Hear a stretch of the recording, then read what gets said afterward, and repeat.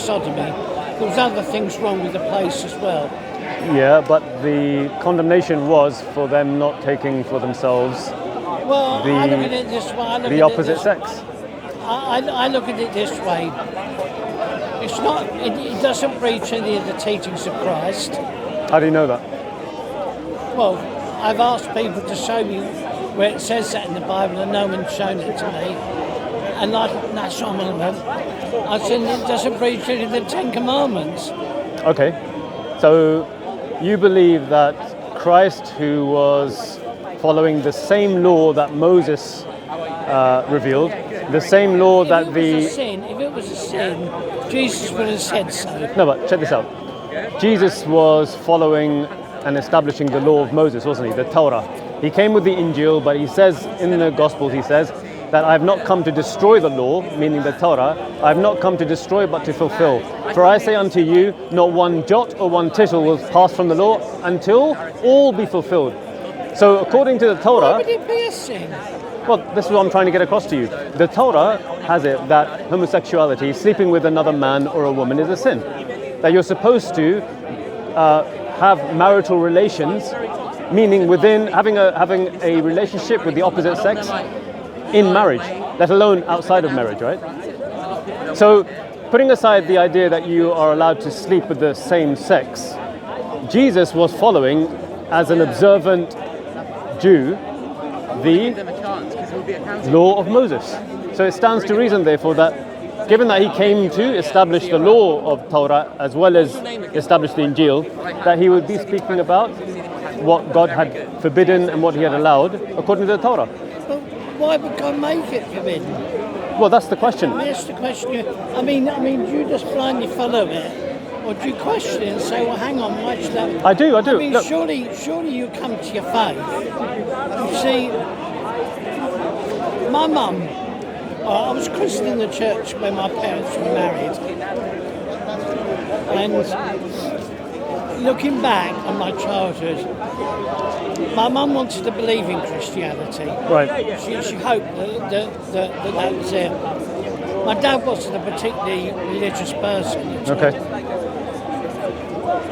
Now, I always think that I became a Christian as a result of my own thinking about it. Not because they were Christians. But you're thinking about it. I mean, I'm confused because when I asked you about the concept of God, I'm trying to figure out whether you know who this God is, what his fundamental characteristics are, and whether you worship this God. And so far, I've sort of got an idea that you're not too sure about God being all knowledgeable, all powerful, whether he's in control of the universe or not, and how you worship him. It depends on what you mean by control of the universe. Having power over it. Sustaining it. And could, for example, God turn that tree into a dog? No. Because why? The laws that he's instilled within the creation are obvious. Right? Yeah, but if he's all powerful, he could do that. He could do that, but there's a way in which... No, but because there's a wisdom behind what God does, right? God, for instance, if God were to... If I was walking down the road, right? Use the word wisdom now. Yeah. Use the word wisdom. Yeah. So I'm allowed to say... Do you know what that means? Homosexuality is wrong. I can surely question that. Wisdom is, according to our definition, is putting everything in its rightful place. So the fact that this world has been created in a particular way and it runs its course upon particular laws, we can safely say, we can make inferences. But let me just make that point. Let me just make this point, that God allows us to therefore make reasonable assumptions of the world based upon experiences. So, for instance, we're going to be walking down the road, and that tree isn't going to suddenly burst forth and turn into a dove and fly away. Yeah. I'm not going to be walking down the road and magically a chair appears in my path and I fall over it, right? No. Okay. Because these are the laws that God has established within the world. Now, these laws, they point to certain universalities, and I'll give you one universality. That the vast majority of humankind, they are compelled to procreate, and that procreation can only take place through a man copulating with a woman. Yes, that's right. Right. Yes. So this proves that God has established within the world laws that are universal laws that we can recognize and derive a teaching from. So let me just 10 seconds more. The exception to the rule, therefore, must be an aberration to those laws, one of which is that the male is attracted to the female. Not that the male is attracted to the female. I'm saying, in general, the exception to the rule could be that a male ends up being attracted to the male and the female to the female. So if we follow the laws of the universe, what we find is that It's not a law, it's a rule. It's a what? It's a rule, not a law. Well, yeah, a rule, a programming. You remember you mentioned mathematics. Yes. You could say it's mathematically implanted within the universe that it's not. human beings are made up of two sexes, the XX and the XY chromosome determining them, and that one is attracted to the other. All mammals are. Well, all that is necessary is that there are a sufficient number of heterosexual people to procreate the human race. No, I'm talking about... It's not necessary for all human beings to go and do that. No, I'm saying it's not about necessary. I'm talking about what is intrinsic to the human being.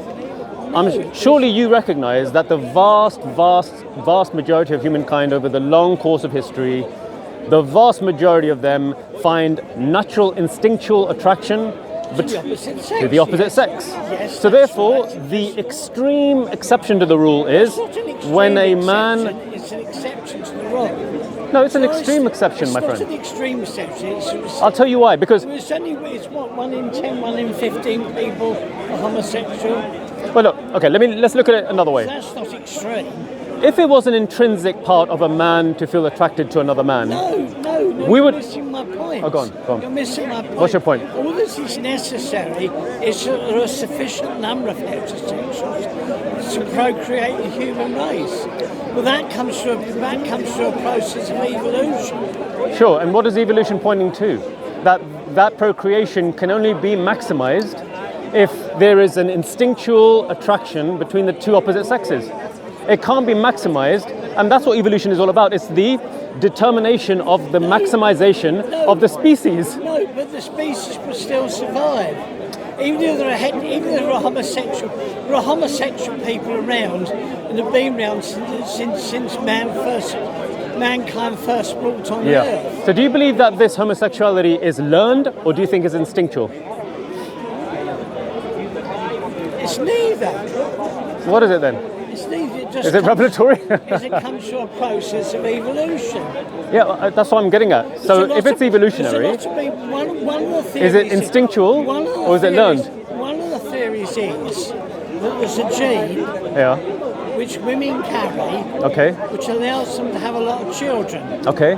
The flip side of that gene is the children are more likely to be homosexual and they can look after their siblings' children. That's not true. You just said, but I said there's a lot of people.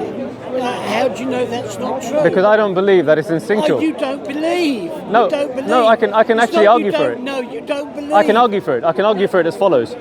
If it was instinctual, you would find that twins would instinctually, if one of them is homosexual, the other would instinctually also be homosexual. No, not but there's necessarily. but then it's not instinctual, then, is it? Because look, if you're instinctually born with a propensity to find attraction towards your own sex, that would be true for identical twins. But the evidence suggests that identical twins they don't acquire this attraction through instinct, they acquire it through learning. No, they don't learn. I wasn't taught to be gay. No, I know. I wasn't taught to be gay. So look, you believe you've always been gay? Have you ever been married, by the way, if you don't mind me asking? No, you've never been married. Because I think it would be wrong for me. Have you had a girlfriend? It would be wrong. No, for the simple reason, I'll tell you why. It would be wrong for me to treat a girl that way. No, but have you ever felt attraction towards a girl? Honestly. I can look at a lot of women and say, if I was straight, I'd go with her. Right. I can say that. Okay. Right. And why? Because you feel a certain level of attraction towards? They're good looking. Yeah, okay. I can look at somebody and say whether they're good looking or not. Right. So now, whether or not I want to go to bed with them or not is another issue. Right. So this idea of what determines good and evil now raises. No, hold on. No, you're not going to put good and evil as homosexual and heterosexual. Well, the reason why I think it's necessary is because if the laws of evolution, which have been implanted within creation by a creator, determine that the vast majority of human beings feel attraction towards the opposite sex, then there must be some level of, if you don't want to use the word good, let's use the word utility. A utility towards human beings doing things in order to maximize goodness. I'm not going to say good, I'm going to say to maximize goodness. So if that's true, why can't we now ascribe that to the creator, given that the creator implanted these into the universe? No, but you didn't. It comes from a process of evolution. Yeah, but evolution arises from where? Our genes, meaning the means through which human beings are fashioned and formed, the way they arise, right? Well, we come from other planets, but again, homosexuality exists in a lot of other mammals. Yeah, but as an extreme exception to the rule. You know this as well as I do. Even the scientists. Extreme exception. It's an exception to the rule. No, it's not an extreme. But it's not 40. It's not say 60-40. I mean, we're talking about 0.1%. No, it's more than that. Who told you that? I've heard it's between 1 in 10 and 1 in 15. No, it's not 1 in 10 and 1 in 15. It's far, far smaller than that. You'll find the dingo, for instance, in Australia, they do so only in extreme circumstances. And you'll find that with the baboons as well. Oh, well, why do dingoes do it in Australia then, to Well, it's got nothing to do with Australians, all due respect to the Australians. My point is... No, but you said that dingoes do it in Australia. No, my point is that when they do this, it's an extreme exception.